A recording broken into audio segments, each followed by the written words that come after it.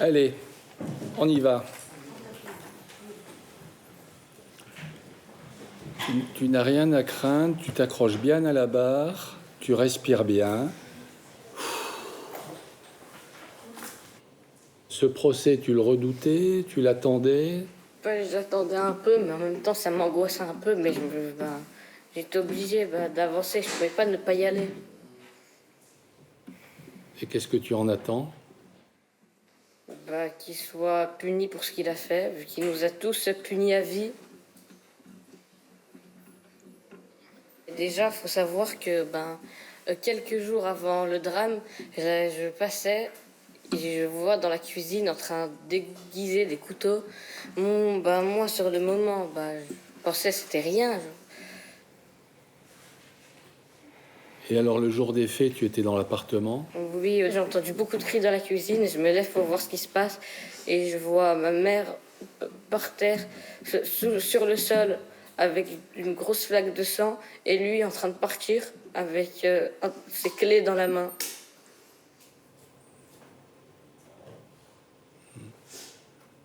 Et tu as cherché à avoir des contacts avec ton père? Tu souhaites en avoir? Non, je souhaite pas en avoir. D'accord. C'est un garçon de 12 ans qui parle aujourd'hui sans trembler à la barre. Oui, aussi d'ailleurs. Ce face-à-face avec celui qu'il a cessé d'appeler son père, il l'attend depuis 3 ans. Depuis ce jour où il a vu sa mère tomber sous ses coups de couteau dans l'appartement familial, morte sous ses yeux d'enfant de 9 ans. Nous l'avions rencontré pour la première fois 1 an après le meurtre de sa mère, aux hospices civils de Lyon, où il bénéficiait d'un suivi psychologique spécialement mis en place pour les orphelins de féminicide. À l'époque, encore happé par le drame immense qu'il venait de vivre, sa parole était difficile. Est-ce que tu te souviens, une fois, on avait fait, un petit exercice là, de méditation, tu te souviens? Et tu te souviens du lieu que tu avais choisi quand ça va pas, quand c'est un peu compliqué pour t'y réfugier? Oui, C'était quoi déjà? un endroit tout blanc. Ouais. Et il y avait ma mère dedans. Et vous faisiez un câlin? Oui, Et ça, c'est pas un endroit où tu arrives à le réimaginer et à faire en sorte d'y retourner quand c'est trop compliqué? j'y pense pas. Ouais. C'est plutôt le soir ou dans la journée où c'est difficile pour toi? Plutôt le soir. Tu fais quoi alors en attendant? Après, je ferme les yeux Ouais. et j'essaye de dormir. Peut-être que quand c'est trop difficile et que tu penses à ta maman dans ces moments-là, tu peux te réimaginer dans ce lieu qui est pour toi un lieu qui est apaisant et qui te fait du bien. Oui, Sa mère assassinée et son père incarcéré, le petit garçon a été confié à sa tante maternelle. N'en parle pas de son père non plus. Oui. Il ne dit rien. C'est juste la colère. Et la seule chose qu'il voulait, il m'a dit, je vais assister au procès. Ça, je veux. T'as envie de voir. Et pourquoi? ça aussi, je sais pas.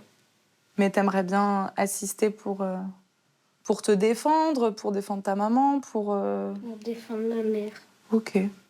On a trouvé le courage d'y aller, surtout pour honorer la mémoire de ma sœur. Bien sûr, oui. Donc, on sera là pour le procès. Ouais. Et on se bat aussi pour... Bah bien sûr. Ouais. 2 ans plus tard, nous retrouvons l'enfant chez sa tante, à la veille du procès de son père. Demain, on va se lever tôt pour aller au palais de justice. Donc ça va? Tu te sens bien pour demain ou pas? Oui. Ok. T'as pas peur? Parce que tu vas le voir à côté. Il sera assis à côté, donc on sera pas bien loin. Tu pourras le regarder ou pas? Ouais. Et toi? Moi, je sais pas encore. Ni l'enfant ni sa sœur aînée n'ont revu leur père depuis le jour où il a tué leur mère. Et comment t'envisages ça dans le revoir demain? Ça me fait un peu peur. J'ai peur de... Je sais pas, de plus être en colère, en fait. Et du coup, de pas dire ce que j'ai envie de dire. Qu'est-ce que t'as envie de dire? J'ai envie de dire que déjà, ça m'a gâché la vie en fait. Elle avait 19 ans, elle en a 22 aujourd'hui. Elle est comment ta vie depuis 3 ans? Chaotique. Enfin, j'essaye de m'accrocher, mais j'ai arrêté la fac pendant 1 an. Ça a été très compliqué. En fait, j'ai dû commencer à travailler en fait à côté. Et ouais, j'ai dû trouver un logement, etc. J'ai failli me retrouver à la rue. J'avais plus rien sur mon compte, j'avais plus rien du tout. J'avais plus mes affaires du coup. J'avais plus rien. Du coup, j'ai dû tout reprendre de zéro. Parce que l'appartement, il est resté longtemps sous scellé, c'est ça? 2 ans et demi, ouais. Le logement de leur tante était trop petit pour l'héberger durablement elle et leur autre frère. Lui a 21 ans aujourd'hui et est parti vivre au bout du monde, en Australie. Tu l'as eu pour le Non, juste sur Snap. Snap, ça va? Oui. Travail. Ouais, il va rester là-bas. Il ne veut pas rentrer en France. Demain, ça risque d'être un petit peu long parce que ça va prendre toute la journée. Très bien, journée. Oui, c'est ça. On va manger où? Enfin, on va manger quoi? T'inquiète pas. On va sortir pour manger à midi. T'inquiète pas pour ça. Donc, comme ça, je pourrais pas cuisiner demain, d'accord? Ok? Tant mieux. Voilà. Tant mieux. Hein. Les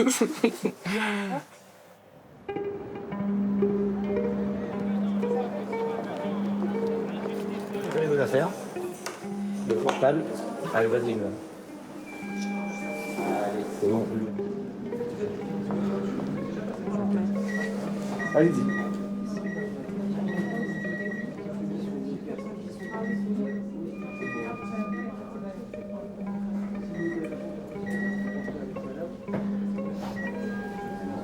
Ouais, tu peux te mettre ici, ouais.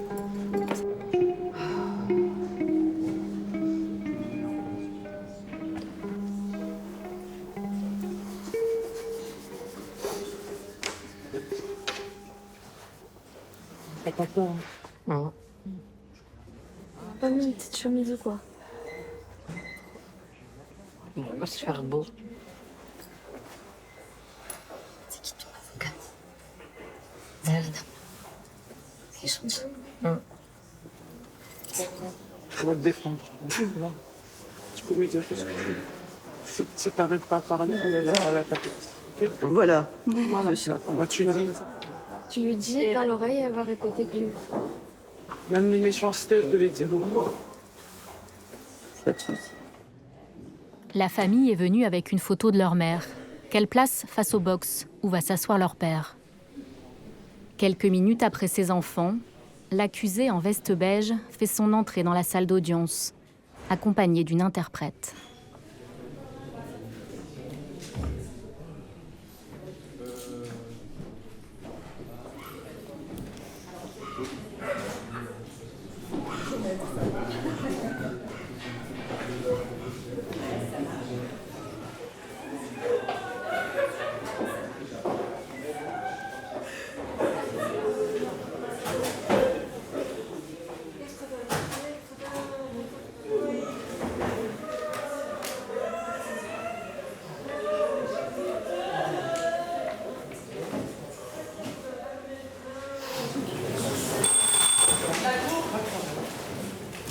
Accusé, levez-vous. Bonjour monsieur. Bonjour. Vous êtes incarcéré depuis 2022. Votre situation de famille? Maintenant veuf. Voilà, vous étiez marié et désormais veuf. C'est la raison d'ailleurs pour laquelle vous comparaissez devant la cour d'assises. Donc je vais maintenant présenter de manière concise les faits reprochés à l'accusé. Les policiers intervenaient dans un appartement pour une femme blessée par arme blanche. Ils étaient accueillis par le fils de la victime, âgé de 9 ans, qui leur précisait que sa mère avait été poignardée. La victime gisait sans vie dans la cuisine et son décès était constaté par le médecin du SAMU. Un couteau ensanglanté était découvert dans l'évier de la cuisine et l'appartement présentait de nombreuses traces de sang, notamment dans le couloir et la cuisine. Dans le même temps, le mari de la victime se présentait au commissariat de police dans un état second, les mains et la chemise maculées de sang, déclarant qu'il venait de poignarder son épouse. En garde à vue, il expliquait qu'une dispute avait éclaté avec son épouse. Il ne se souvenait plus de l'instant où il avait saisi le couteau. Il avait pris conscience d'avoir poignardé son épouse quand sa fille lui avait dit « Papa, qu'est-ce que tu as fait ?» Levez-vous. Vous avez bien compris ce qui vous est reproché, d'avoir volontairement donné la mort à votre épouse. Pour ces faits, vous encourez la réclusion criminelle à perpétuité. C'est clair pour vous. Et donc, vous avez parlé déjà d'une mésentente avec votre épouse à partir de 2012. Ouais. Moi et ma femme, on était partis depuis le début. On fait 2 enfants et ça s'arrête là. Et en 2012, elle m'a dit qu'elle est enceinte. Et là, j'étais pas... elle m'a choqué. Je lui ai dit, pourquoi tu fais ça derrière mon dos? Normalement, tu parles avec moi. C'est tout, c'est ça le problème, le grand problème qu'on avait en 2012. Après le bébé, il a rempli la maison de joie. On était heureux de lui. On était tranquille. Jusqu'à ce matin, le garçon ignorait l'histoire de sa naissance. Il découvre à l'audience les violences subies par sa mère lorsqu'elle était enceinte de lui. Il y a des mains courantes concernant des différends avec votre épouse. Le 6 juin 2012, les policiers s'étaient rendus à votre domicile et avaient constaté qu'il y avait une dispute verbale entre vous et votre épouse. Ouais. La situation s'est calmée, donc ça en est resté là. Ils ont passé la police. En fait, c'est là la période où ma femme elle était enceinte et moi je ne sais pas. Après j'ai compris c'est quoi, pourquoi elle s'énerve vite. Donc là c'est le 6 juin 2012 Ouais. Et un autre incident, toujours pour différends entre conjoints, le 9 août 2012. Madame qui a signalé qu'elle était enceinte de 2 mois, qu'elle s'était rendue en vacances avec ses enfants et son mari dans sa famille à lui, où elle avait été plus ou moins séquestrée pour avorter, parce que selon elle, son mari ne voulait plus d'enfants. C'est le cas qu'il a été question de faire avorter votre épouse? Jamais. Bon. Et selon elle, vous aviez menacé de tuer les enfants, de vous tuer vous-même, et vous l'aviez frappé au niveau du ventre pour stopper la grossesse. Et à cette occasion, vous aviez également vidé le compte bancaire de votre épouse, changé les serrures de l'appartement et évacué les vêtements des enfants. Les enfants qui étaient restés dans votre famille. Ils ont resté, oui, avec moi, oui. Mais d'abord, jamais j'ai touché le compte bancaire de ma femme. Jamais. On a parlé, je lui ai offert une semaine à Barcelone. Et on était bien. Appelé à la barre, Bonjour monsieur. le policier qui a mené les investigations après le féminicide est interrogé sur cette main courante, où la victime dénonçait déjà des violences 10 ans avant le meurtre. Je voudrais vous expliquer quelque chose au juré. Une main courante pour des faits aussi graves qui ne donnent lieu à rien derrière. Moi je regrette, mais une femme qui dit on a tenté de me faire avorter, on m'a donné des coups de pied dans le ventre, on m'a frappé et on m'a séquestré, et la police s'en fiche. Alors la main courante, c'est en fait lorsque la personne victime ne souhaite pas déposer plainte, mais souhaite quand même laisser une trace écrite de ce dont elle a été victime. Généralement, ce genre de déclaration et de main courante reste sans suite, sans procédure à suivre. Quelle que soit la gravité.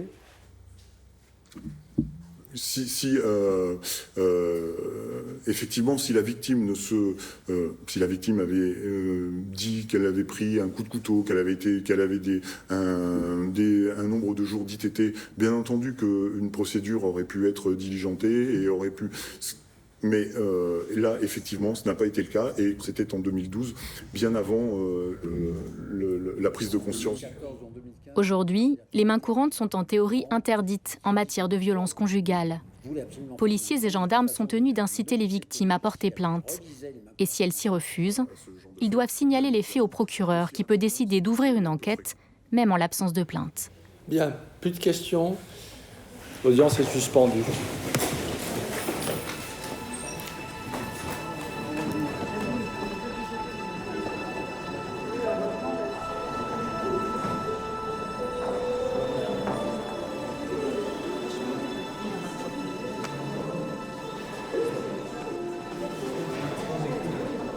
On est fort. On est fort. Qu'est-ce que ça t'a fait de voir craquer ton petit frère? Ça m'a fait trop mal au cœur. Ça me fait trop mal au cœur. En fait, si j'étais toute seule, ça me ferait moins de peine que s'il y a mes frères, du coup.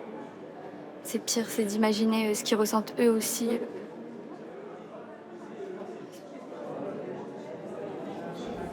Il y avait des enfants qui étaient donc présents au moment des faits, donc on a appliqué ce qu'on appelle le protocole féminicide. Donc c'est-à-dire que Le président d'audience a la possibilité d'interdire aux mineurs d'assister au débat. Quand ce sont des enfants qui sont directement concernés par l'affaire, il est difficile, a priori, de leur interdire l'accès. Par nature, un procès d'assises, c'est violent, que ça soit dans les faits eux-mêmes, dans le contexte. Donc il y a des choses qui se disent. Mais souvent, il est bon, que ce soit du côté de l'accusé ou des parties civiles, d'entendre des choses. Et c'est quand même un lieu où on peut entendre des choses. Et après, il faut vivre avec. Je peux te tutoyer? Oui. Là, tu te sens comment maintenant? Je me sens bizarre, j'ai une boule au ventre.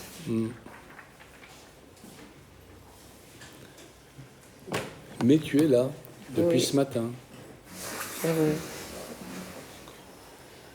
Et entre ton papa et ta maman, ça se passait comment? Ça se passait très mal. Tous les jours, il criait. Il lui criait dessus, il l'insultait. Il criait beaucoup. Pour quel Et que motif? ça faisait froid dans le dos. Pour tout et n'importe quoi. Des trucs de rien du tout. Mais c'était seulement des verbales, des paroles ou Ben, j'ai jamais vu frapper ma mère, mais je sais qu'elle avait beaucoup de bleus. Et elle se plaignait? Non, elle s'est jamais plainte à moi. Elle a toujours regardé une image souriante.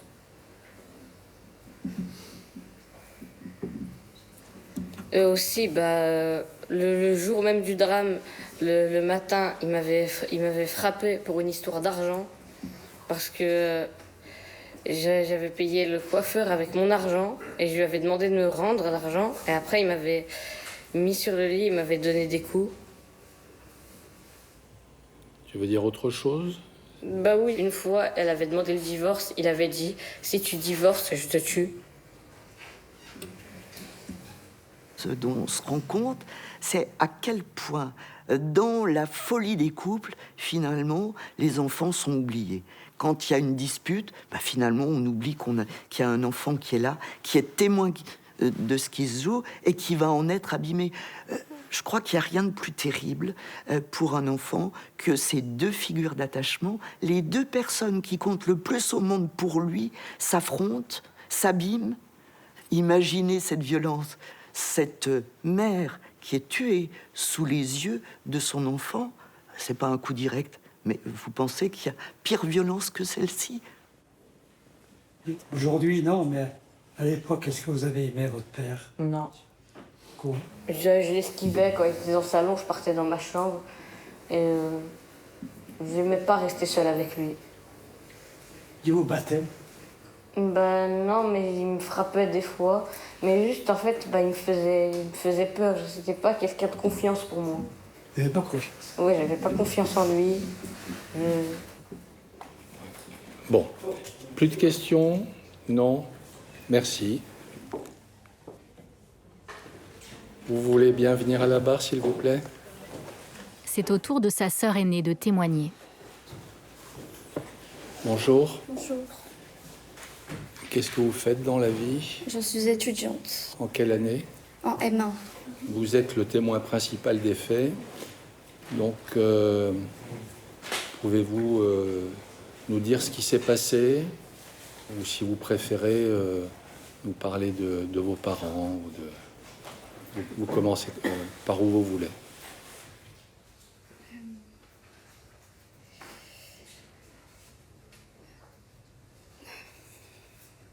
Du plus loin de ce que je me souviens, c'est que mes parents se disputaient toujours. Et le jour des faits, ma mère m'a prévenu que s'il lui arrivait quelque chose, c'était de sa faute.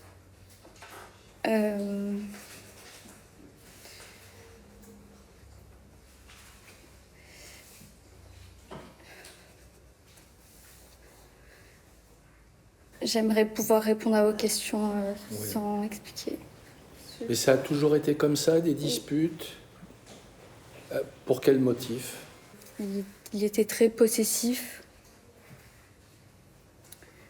Et il aimait pas quand on n'allait pas dans son sens, en général. Et à votre connaissance, est-ce que votre mère a pu être victime de violences physiques? Oui. Elle m'a dit qu'il la violait, qu'il la frappait. Et qu'au fil du temps, en fait, vu que les coups, ça se voit, du coup, c'était de la violence psychologique. Plus. Et la vie de votre maman au quotidien, c'était quoi?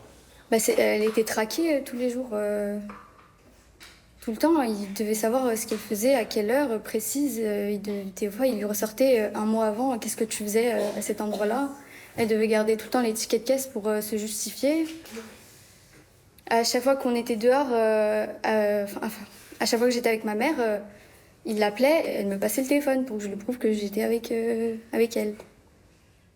Et donc, le jour des faits, vous allez nous dire comment ça s'est passé. Oui. Ça semble, il y a une dispute. Les faits en eux-mêmes se passent très rapidement. Oui. Ça ne donne pas l'impression de quelque chose de réfléchi, de prémédité. Vous trouvez? Moi, je trouve que si. Alors, dites-nous. Déjà, quand elle a essayé de s'enfermer dans la chambre, c'était pour le fuir, en fait. Et c'est lui qui a ouvert la porte pour qu'elle sorte. Il l'a suivie dans la cuisine, c'est pas pour rien. Quand il la suit, il est armé, là? Non, mais il est menaçant. Il fait peur. D'accord. Et votre mère a répliqué? Elle lui disait d'arrêter, d'inventer des trucs, qu'elle allait divorcer, que... Voilà. Donc les faits se déroulent dans la cuisine? Oui. Il criait, et après, il s'est approché d'elle, et il l'a poignardée. Ça s'est passé très vite. Et vous avez essayé de le retenir? Oui, c'est ça. Mais je suis arrivée trop tard. Et ensuite? Du coup, j'étais accrochée, je l'avais ceinturée comme ça. Il m'a poussée par terre, il m'a dit « lâche-moi ». Et il est parti en ouvrant la porte. J'ai fermé la porte, du coup, parce que j'avais peur qu'il revienne. Et après, j'ai entendu ma mère tomber par terre. Et après, avec mon frère, on a commencé à paniquer, on a appelé les pompiers.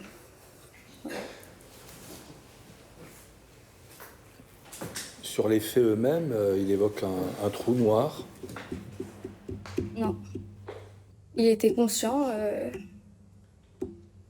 et c'était un acte réfléchi.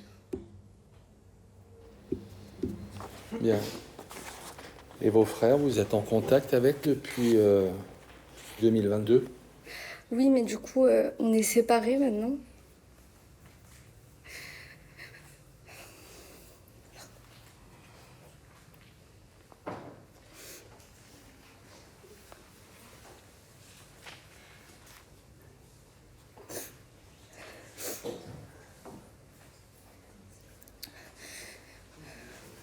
On était tout le temps ensemble et maintenant, je suis obligée de vivre toute seule, sans eux.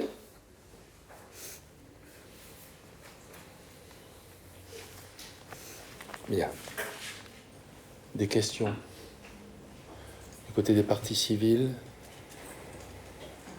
Vous l'avez aimé, votre père? Oui. Vous étiez sa préférée? Oui. Merci, madame. Maître Sauvert? Mademoiselle, pleurez pas. On est là pour se souvenir de votre maman. Voilà. Aux questions de l'avocat, la sœur aînée à la barre et le petit frère dans la salle vont répondre en chœur. Est-ce que votre maman, elle a été heureuse avec lui? Non. Est-ce qu'elle a souffert? Oui. Est-ce qu'elle a eu des violences? Oui. Ouais. Est-ce que quand ils rentraient, que leur repas n'était pas prêt ou pas assez chaud, il y avait un drame à la maison? Oui. Voilà. Comment on fait pour vivre sans sa maman? On ne vit pas. Hein? On ne vit pas. Non. Maître Girard? Et mademoiselle, laissez-moi vous dire d'abord que votre courage et votre dignité ne laissent certainement personne indifférent dans cette salle, y compris de ce côté de la barre. Lors de votre première audition par les services de police, on va vous poser la question suivante. As-tu déjà assisté à une scène de menace? Vous allez répondre non. Je n'ai pas été témoin de violence. Ma mère ne m'a pas parlé de violence. J'aimerais connaître le cheminement. Pourquoi effectivement déclarer ceci et finalement revenir sur ces faits-là plus tard, quelques mois après, et encore aujourd'hui, des années après? Alors déjà, c'était le lendemain, j'étais très choquée, j'avais oublié plein de détails. Et ensuite, on est venu me chercher à l'hôpital. J'avais pas d'habit, j'étais en habit d'hôpital en fait. Je m'étais pas lavée, je m'étais pas brossé les dents, je m'étais pas coiffée. J'avais pas dormi. Donc quand on m'a entendue la première fois, je n'étais pas dans dans un état où je pouvais tout raconter. Bien, si vous n'avez rien à ajouter, vous pouvez retourner vous asseoir. La Cour vous remercie. Merci. Je vais demander aux âmes sensibles de quitter la salle parce qu'on va passer l'appel au 18.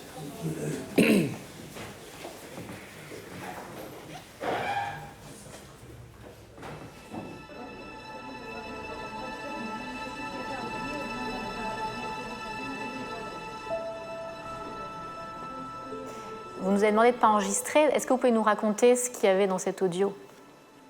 Eh bien, c'est la fille aînée du couple qui a téléphoné et pendant plus de 9 minutes, on l'entend avec l'opérateur qui lui demande des précisions et qui lui demande de secouer sa mère. Elle était sur le ventre et il lui demande de la retourner, ce qu'elle n'a pas réussi à faire. Enfin, on imagine la scène. Voilà, donc il y a des hurlements et puis on entend par moments le petit frère dans le fond. Ça permet de se rendre compte des conséquences immédiates des faits. Laisser des enfants de 9 ans et 19 ans avec leur mère mourante et quasiment responsable de sa survie avant l'arrivée des secours, il y a une connotation assez odieuse. Vous vous rendez compte dans quelle situation vous avez laissé les enfants? Je sais pas qu'est-ce que j'ai fait.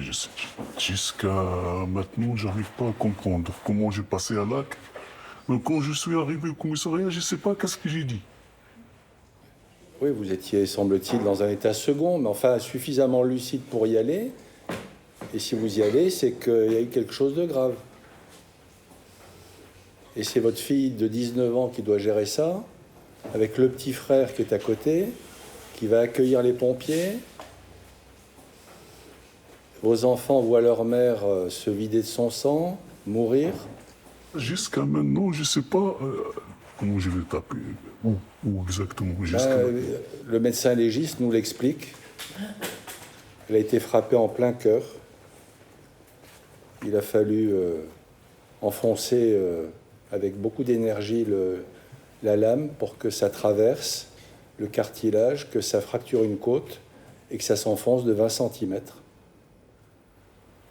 Je sais pas qu'est-ce que j'ai fait. Vous avez enfoncé une fois, retiré en partie et réenfoncé.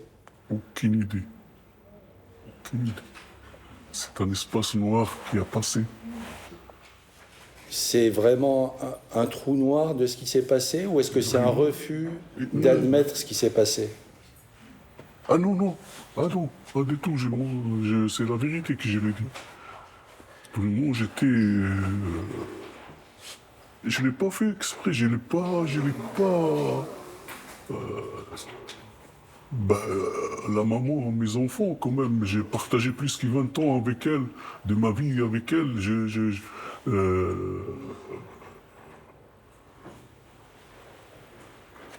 peux pas faire quelque chose comme ça volontaire. Alors de quoi vous souvenez-vous ce jour-là? Elle m'a dit, aujourd'hui, il faut que tu quittes la maison. Oui, d'accord, mais on va parler. Comme d'habitude, on va parler entre nous. Et elle pleure, elle était dans la cuisine. Dans la cuisine, elle a regardé à moi, elle a crié. Et là, elle m'a dit des mots insupportables. Et là, j'ai perdu la... Qu'est-ce qu'elle vous a dit d'insupportable? Bah, je vais lui dire... vraiment, je peux pas lui dire devant mes enfants. Elle m'a dit, t'es pas un homme. Et quand votre fils dit tout à l'heure qu'il vous avait vu aiguiser les couteaux peu de temps avant? Désolé, mais je comprends. J'ai enlevé son maman devant lui.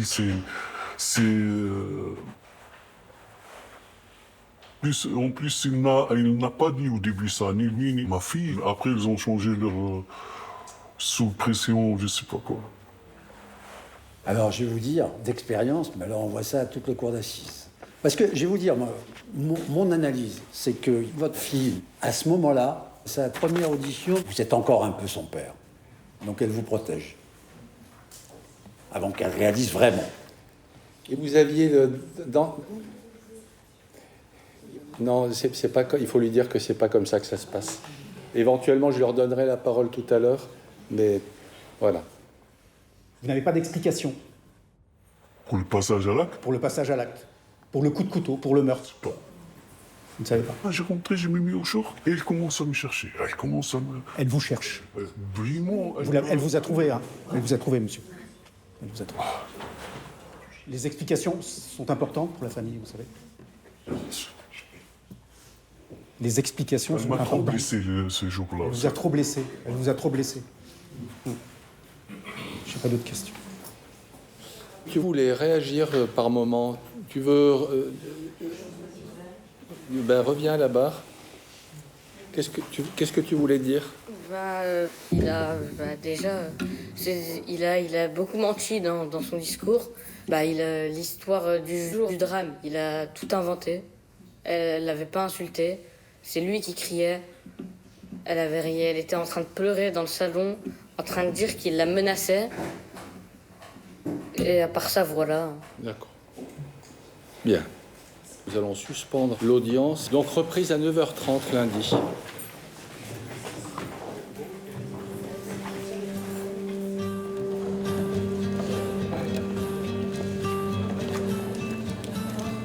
Comment tu te sens après cette première journée? Un peu bizarre. Pourquoi c'était important pour toi de parler? C'est pour défendre mon droit et mon honneur. Tu supportes pas qu'ils disent selon toi des mensonges? Oui, c'est pas selon moi, c'est qui ment. Et t'es fière de toi d'avoir trouvé le courage de parler? Oui. Le procès ne reprendra qu'après le week-end. 2 jours que l'enfant et sa tante vont passer à panser les plaies d'une première journée d'audience éprouvante. Ça va être très très dur, donc on va essayer de... je sais pas, de dormir, parce que je sais qu'on va pas y arriver, mais on va essayer de dormir. On va attendre lundi. J'ai peur de la peine qu'il va prendre. Parce que là, apparemment, c'est pas de sa faute. C'est la faute de la défunte, en fait, c'est ça.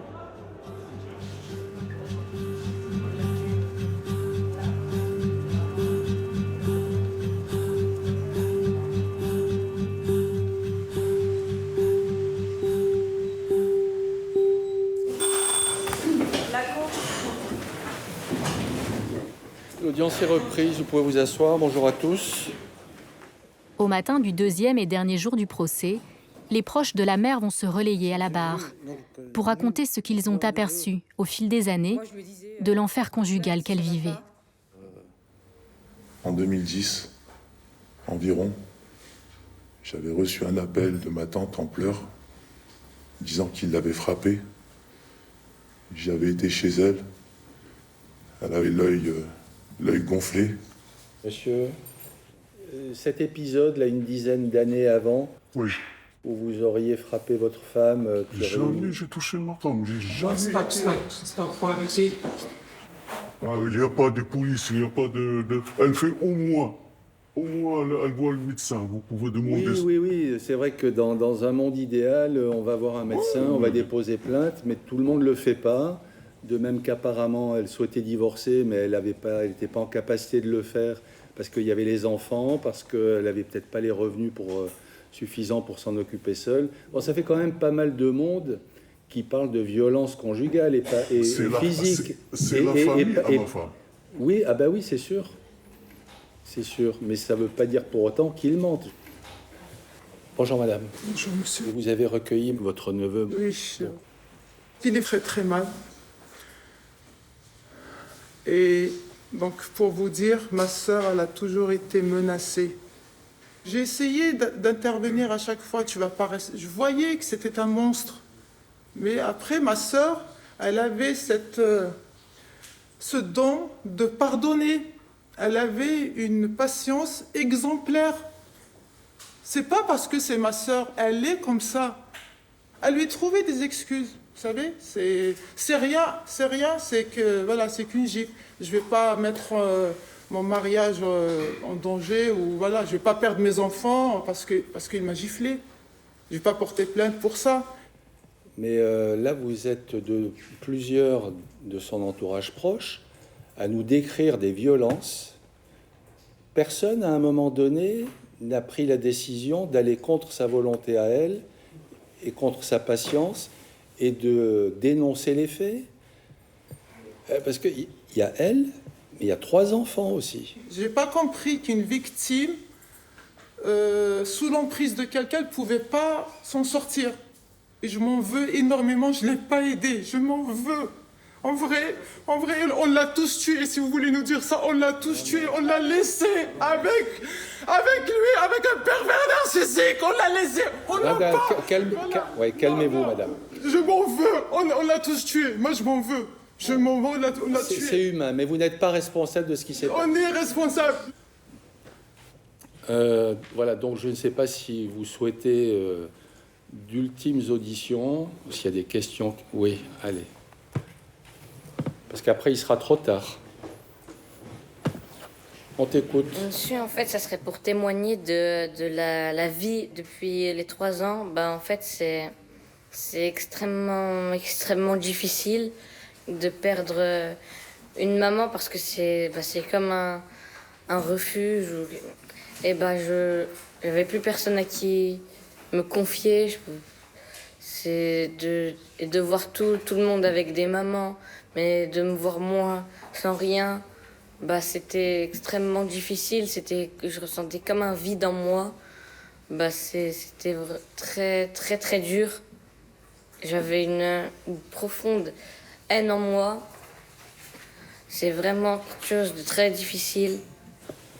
Là, tu es en quelle classe, là ? 4e. 4e. Ça se passe comment ? Ça se passe plutôt bien. Et tu n'as jamais redoublé ? Non, mais j'ai sauté une classe. Cette fois, tu as dit tout ce que tu voulais dire ? Oui. Bien. Donc, tu peux retourner t'asseoir. Merci. Vous lui aviez donné 3 fois la parole. Oui. C'est fréquent de lui donner autant la parole à un enfant ?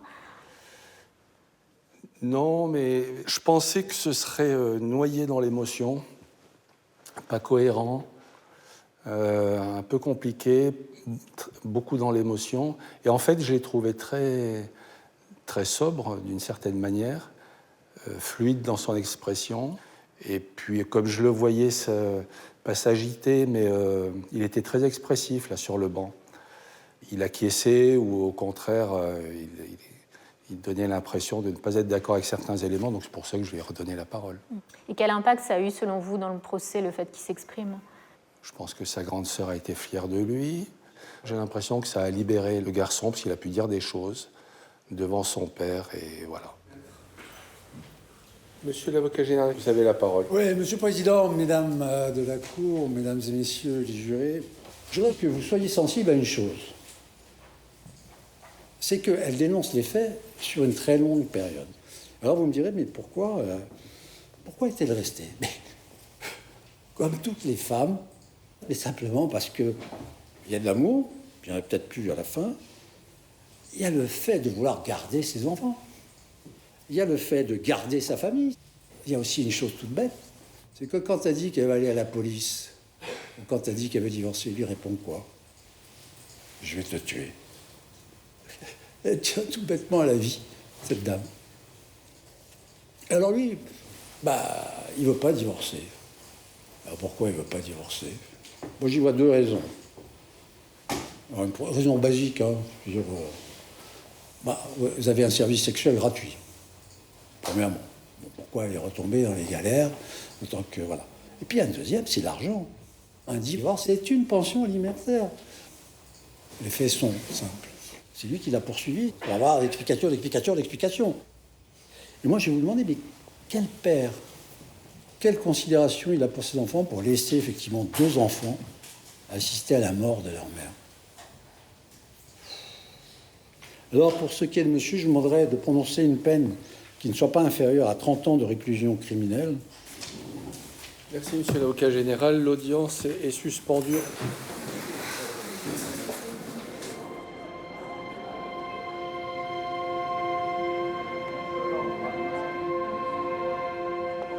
En espérant qu'il suive l'avocat général et qu'il mette réellement les 30 ans pour la perpétuité. Il l'a mérité, hein. 25 déjà, c'est bien sûr. Ça serait bien. 25, ça serait bien, 25. Ça épongera pas. Merci. Ah non, déjà, ils savent que c'est un menteur. Il n'a pas trompé les enquêteurs, il n'a pas trompé les avocats. Vous avez le sentiment d'avoir été entendu, en tout cas par l'avocat général? Oui. Franchement, oui. Franchement, j'ai le sentiment d'avoir été entendu. Et voilà, le fait qu'ils ont décelé la personnalité. Il a décidé de la tuer, il l'a tuée. C'est pas une dispute qui a mal tourné, non.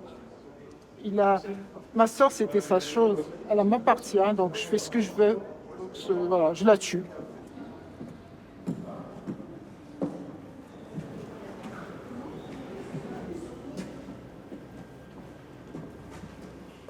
La parole est à la défense. Je vous remercie, Monsieur le Président. Ce jour-là, ce geste, il est apparu pour cet homme-là comme la seule solution. Il y a eu trop de déraison, trop de frustration, trop d'espoir déchu. Il n'y a rien de prémédité, il n'y a rien de préparé, il y a finalement tout d'un court-circuit. Aujourd'hui, vous avez à juger un dossier qui ne permet pas de dire qu'il y a eu des violences aussi régulières que les parties civiles sont venues nous le décrire. Et alors là, on vient là aussi nous dire il prend la fuite. Effectivement, il laisse des enfants dans une situation dramatique, on en convient parfaitement. Mais son premier réflexe, c'est quand même d'aller se rendre auprès des services de police. Merci, maître. Maître Girard, vous avez la parole. La justice que l'on rend ici ne consiste pas à choisir entre les larmes d'un camp et finalement le regret d'une vie pour un homme. Elle consiste aussi à regarder la vérité. Le risque de récidive concernant celui-ci, la dangerosité, elle est faible. J'espère que la peine que vous prononcerez en quelques instants sera en adéquation avec ces traits de personnalité, avec cette absence de casier, avec ce contexte de la folie de ce geste qu'on a évoqué pendant 2 jours de débat. Je remets entre vos mains, effectivement, l'avenir de monsieur. Merci, maître. Avez-vous quelque chose à ajouter pour votre défense? Oui, monsieur le président. J'ai tué ma femme. J'assume mes responsabilités. J'ai commis une infraction dans toute ma vie, mais parce que j'étais pas dans ma tête. J'ai rien préparé. J'ai travaillé toute ma vie. Normalement, je suis à la retraite maintenant. Malheureusement, je suis en prison. Ça fait plus que 3 ans que je souffre parce que j'ai laissé mes enfants, parce que j'ai perdu ma femme, avec laquelle j'ai passé plus que 20 ans, partagé avec elle. On a beaucoup de bons souvenirs. Et j'espère qu'un jour, c'est dire maintenant, mais peut-être un jour, mes enfants, ils me pardonnent. Et je demande excuse aussi à la belle famille. Et je suis très désolé, je suis triste, beaucoup de tristesse. Merci, Monsieur le Président. Vous pouvez vous asseoir. Les débats sont clos.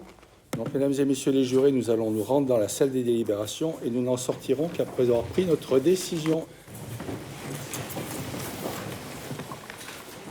Il est 19h. L'audience est suspendue, le temps du délibéré. Après, le verdict, il ne dure pas longtemps. Non, on va durer. Mais toi, t'as pas de veste, mais on va froid comme ça. Il a bien froid. Non, t'as pas froid. Vous avez fait votre devoir, Bobo? Non, je vais finir un DM. Pense demain, tu vas pas aller en cours. Tu travailleras mercredi matin. Ouais, en plus, mercredi matin, j'ai une journée pas de fil. Anglais, maths et 2 heures de sport.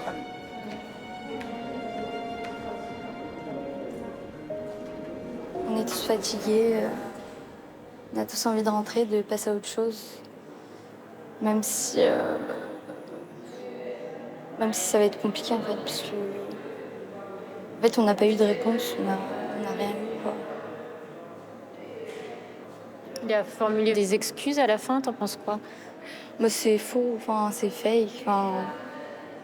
C'est son avocat qui lui a dit. Ça saute aux yeux. L'avocat général, il a requis 30 ans de prison. Qu'est-ce que t'en penses? Je pense que c'est le minimum acceptable pour moi, en fait. Je peux faire quelque chose avec ces 30 ans, là. Mais pas avec 20, par exemple, ou 15. C'est pas possible. C'est trop proche. Qu'est-ce que tu veux dire exactement par faire quelque chose avec ces 30 ans? Bah, faire son deuil, quoi. Genre, passer à autre chose. Essayer de faire quelque chose de ma vie, quoi. Et ne pas rester bloqué sur ça. Après 2 heures d'attente, la famille est rappelée dans la salle pour le verdict. Bien, l'audience est reprise. Vous pouvez vous asseoir. Accusé, levez-vous, s'il vous plaît. Vous êtes déclaré coupable de meurtre par conjoint. En conséquence de quoi, la Cour et le jury, statuant à la majorité absolue, vous condamnent à la peine de 20 ans de réclusion criminelle. Et vu l'article 378 du Code civil, la Cour prononce le retrait total de l'autorité parentale sur votre fils. L'audience pénale est levée. L'accusé est aussi condamné à verser des dommages et intérêts à la famille de son ex-femme, dont 20 000 € à chacun de ses enfants, à titre de provision, en attendant l'évaluation définitive de leur préjudice par une experte psychiatre. Bah, on est tous déçus. On est tous dégoûtés. Donc. On n'a pas grand-chose à dire dessus, en fait. Est-ce que vous pensez que vous arriverez à aller de l'avant quand même? On espère. Ça va être quoi, là, les jours à venir pour vous? Difficile. Faut juste accepter ça et essayer d'avancer. Maman, elle est partie, mais elle nous a laissé la vérité, elle nous a laissé l'amour, d'accord? Ta maman t'aime, elle t'aimera toujours. Et là où elle est fière de vous, tous les deux. Le garçon veut désormais se battre pour porter le nom de sa mère, et plus celui de son père, l'effacer de son identité. Quelques jours avant le procès, une autre femme a été tuée près de Lyon. Elle aussi par son mari, elle aussi avait 3 enfants. Sur la passerelle devant le tribunal, un hommage lui a été rendu.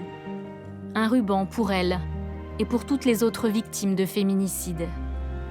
Entre 2011 et 2024, près de 1500 enfants en France sont devenus orphelins à la suite d'un meurtre sur conjoint. Si vous voulez voir l'intégralité de notre émission, n'hésitez pas à cliquer ici pour notre dernière vidéo, c'est là. Et puis si vous aimez vraiment Envoyé spécial, vous pouvez vous abonner, c'est juste ici. Pour plus de contenu encore, allez sur nos réseaux sociaux, X, Instagram ou TikTok. On vous attend.